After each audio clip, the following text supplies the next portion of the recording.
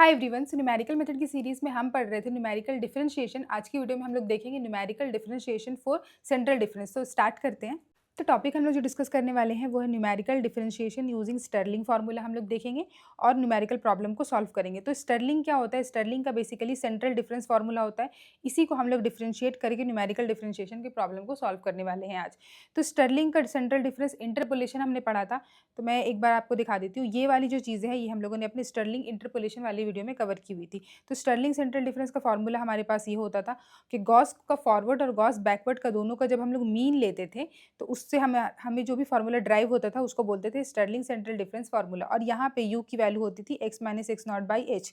ठीक है। और यू होता था हमारा -2.5 से अगर प्लस 0.25 के बीच में अगर है तो ये वाला स्टर्लिंग का फार्मूला हमारा एक्यूरेट लाइक अप्रॉक्सीमेट मतलब अच्छा रिजल्ट देता था। ठीक है। तो यही इसी चीज़ को हमें क्या करना है, अब हमें इसको डेरिवेटिव करना है। तो मैं वापस से आती हूँ अपने स्टेप पे। तो सेम फार्मूला मैंने यहाँ पे लिखा है, स्टर्लिंग वाला फार्मूला, आपको ये याद रखना होगा। अब इस फार्मूले को क्या है, क्योंकि हम न्यूमेरिकल डिफरेंशिएशन कर रहे हैं तो इसका हमें डेरिवेटिव निकालना होगा। ये वाई ऑफ एक्स है तो हमें वाई डैश निकालना होगा और वाई डबल डैश निकालना होगा। ठीक है। तो इसको मैं फर्स्ट ऑर्डर डेरिवेटिव, तो यहाँ पे मैंने लिखा है differentiating y with respect to u, u के रिस्पेक्ट में करना है तो वाई डैश निकाल रहे हैं। इसीलिए तो यहाँ पे क्या हो जाएगा कि एच इंटू वाई डैश हो जाएगा, h into y dash of x. अगर आप लोगों ने पिछली वीडियो देखी है तो आपको पता होगा कि हम x की जगह पे क्या लिखते थे, यहाँ पे x not plus U H लिखते थे। और जब y ऑफ यहाँ पे हो जाएगा x not plus U H और इसका डेरिवेटिव करेंगे मतलब y को तो हो जाएगा y dash of x, x मतलब यही सेम चीज़। और ये क्योंकि u के रिस्पेक्ट में कर रहे हैं, u के साथ हमारे पास एक h होता था तो h हमारा इधर आएगा। तो ये हो जाएगा h of y dash into x. ठीक है। उसके बाद अंदर का जो सारी चीज़ें उसका डेरिवेटिव करेंगे। सबसे पहले हमारे पास है वाई नॉट, इसका डेरिवेटिव होगा 0। दूसरा है हमारे पास ये वाला टर्म, इसमें u है तो ये u हट जाएगा, ये बचेगा हमारे पास delta y naught plus delta of y minus 1 divided by 2।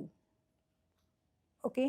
Plus इसके बाद है हमारे पास यहाँ पे ये तीसरा वाला टर्म, ये है 2, तो ये हो जाएगा 2u बाई 2। तो 2 से 2 कैंसिल हो जाएगा, बचेगा सिर्फ u। तो यहाँ पे हो जाएगा u into del square y minus 1 plus उसके बाद यहाँ पे ये वाला टर्म है। ठीक है। तो इसके साथ क्या है, u cube minus you by 3 का फैक्टोरियल है तो ये हो जाएगा 3u square minus 1 by 6।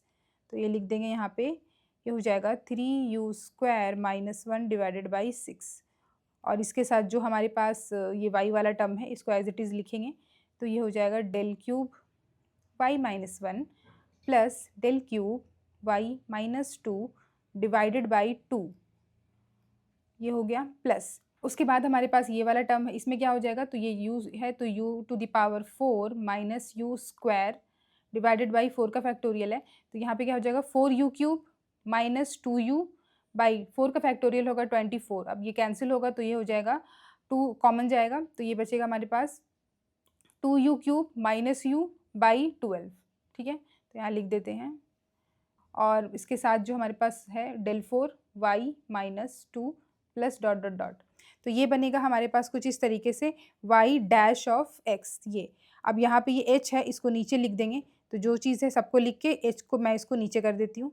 So guys यहाँ पे मैंने जो चीज़ था वो सारा लिख दिया, h को इधर लिख दिया है। और ये जो y डैश x है, x की जगह पे मैंने बेसिकली इसको लिख दिया ताकि आप लोगों को समझ में आ जाए कि ये जो x यहाँ पे h था ये कहाँ से आया। तो ये इसको x भी लिख सकते हैं या फिर x की जगह पे ये भी लिख सकते हैं।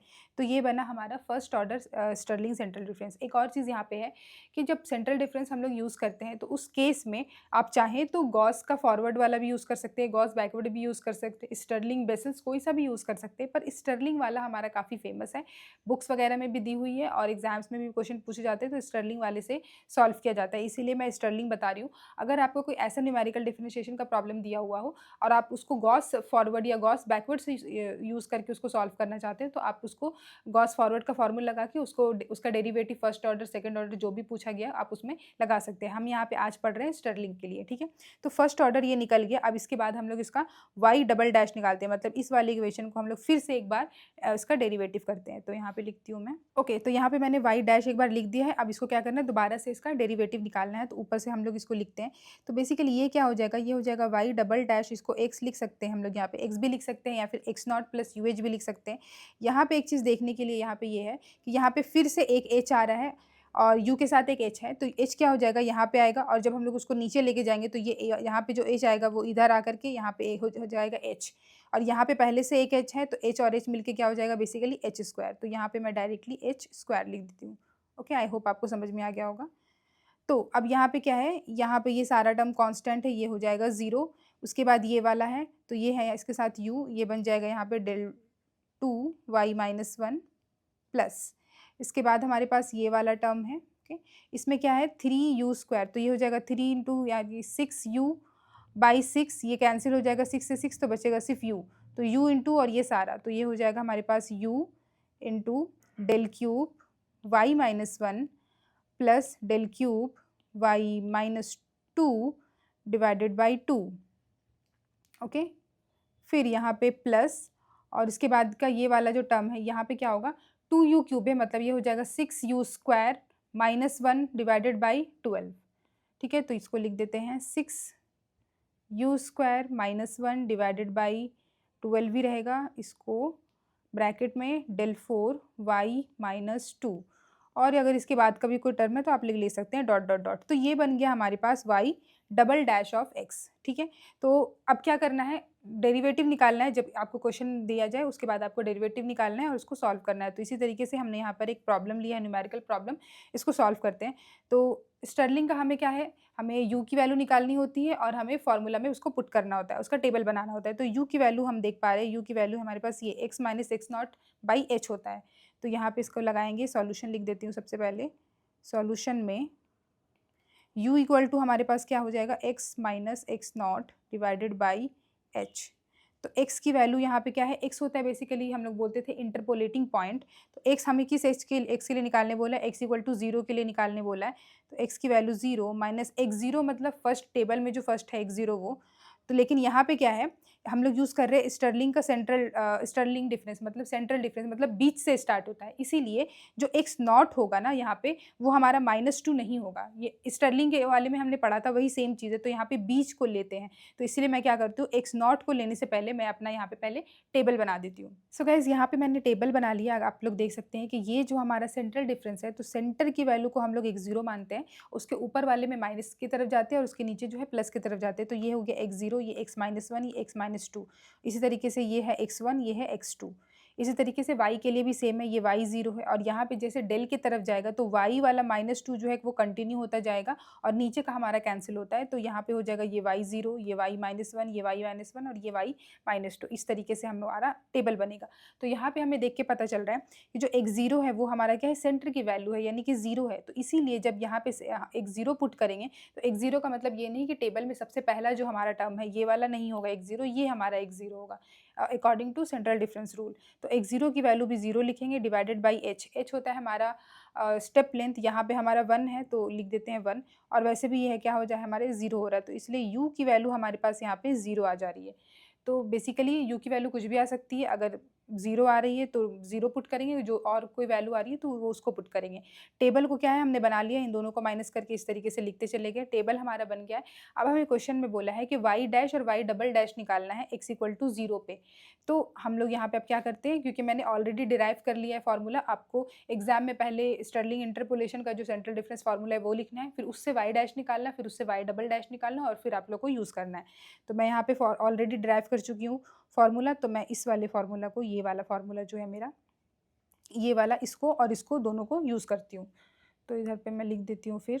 सो गाइस, यहाँ पे मैंने y डैश की वैल्यू को लिख दी है। अब यहाँ पे क्या करती हूँ मैं, u की वैल्यू जो है मेरे पास, u की वैल्यू उसको 0 पुट करती हूँ। तो जो मेरे पास u की वैल्यू को 0 पुट करने के बाद बच रहा है वो है हमारे पास, ये हो जाएगा y डैश इक्वल टू क्या है, जो भी बचेगा वो है 1/h तो है ही, उसके अंदर में हमारे पास क्या है, ये फर्स्ट वाला टर्म, इसमें u नहीं है तो ये बचेगा del y not plus del y minus 1 divided by 2, ये एक बच रहा है।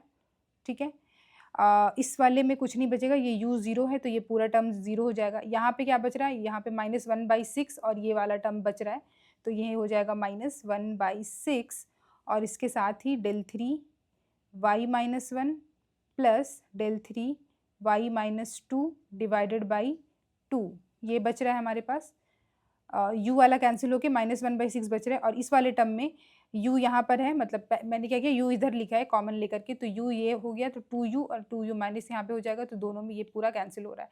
तो यहाँ तक आ रहा है हमारे पास फॉर्मूला u को 0 पुट करने के बाद। अब क्या है हमारे पास, h की वैल्यू हमें पता है, h की वैल्यू के साथ साथ h की वैल्यू 1 है, h के साथ हमें डेल वाई नॉट पता है, हम देख पा रहे हैं यहाँ पे डेल वाई ये है, और डेल वाई नॉट की वैल्यू क्या हो जाएगी हमारे पास, ये 1 होगी। यहाँ पे आपको ध्यान रखना है, ये ऊपर वाला नहीं लेना है, वाई नॉट हमारे पास ये है, डेल वाले में तो ये होगा।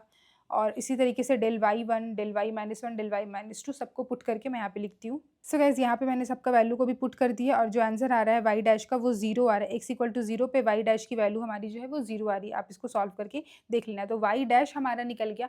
अब दोबारा में हमें वाई डबल डैश भी निकालने बोला है, तो वाई डबल डैश हमने ऑलरेडी ये निकाल लिया है। इस वाले फॉर्मूला को यूज़ करेंगे और वाई डबल डैश निकालेंगे, तो इधर पे मैं लिखती हूँ। So guys y double dash भी जो है हमारे पास ये वाला फॉर्मूला था वो आ गया है। यू की वैल्यू को 0 पुट किया, तो सबको यहाँ पे ये इसके साथ सब है, तो ये सब पूरा कैंसिल हो जाएगा, ये बच गया हमारे पास। और यहाँ पे क्या है, -1/12 बच रहा है, तो -1/12, और ये बाकी इसके साथ जो u है, क्योंकि u 0 आया है तो 0, और इसका सारा का वैल्यू जो हमने पुट किया, इसके बाद हमारा आंसर आया है 2। तो y double dash at x 0 पे आ रहा है, वो हमारा आंसर आ रहा है 2। तो इसी तरीके से क्या करना है, आप लोग स्टर्लिंग यूज़ कर सकते हैं, आप चाहे तो गॉस फॉरवर्ड यूज़ कर सकते हैं, गॉस बैकवर्ड भी यूज़ कर सकते हैं, या फिर बेसल्स इंटरपोलेशन का जो फॉर्मूला था हमारे पास, आप वो भी यूज़ कर सकते हैं। आप कोई सा भी फॉर्मूला यूज़ कर सकते हैं, उसका वाई डैश निकाल सकते हैं, वाई डबल डैश निकालना है और आपको पुट करके सॉल्व करना है। आपको बस ध्यान रखना है कि अगर सेंटर डिफरेंस वाला अगर कोई सा भी फॉर्मूला यूज़ कर रहे हैं, तो x 0 जो है वो इस तरीके से बीच में आता है। ठीक है, so this is our answer, और आप लोग मुझे यहाँ पे फॉलो भी कर लेना। तो गाइस अगर वीडियो अच्छा लगा हो तो प्लीज़ वीडियो को लाइक करना, और अगर अभी तक चैनल को सब्सक्राइब नहीं किया तो प्लीज़ चैनल को भी सब्सक्राइब कर देना। Thank you so much guys for watching this video.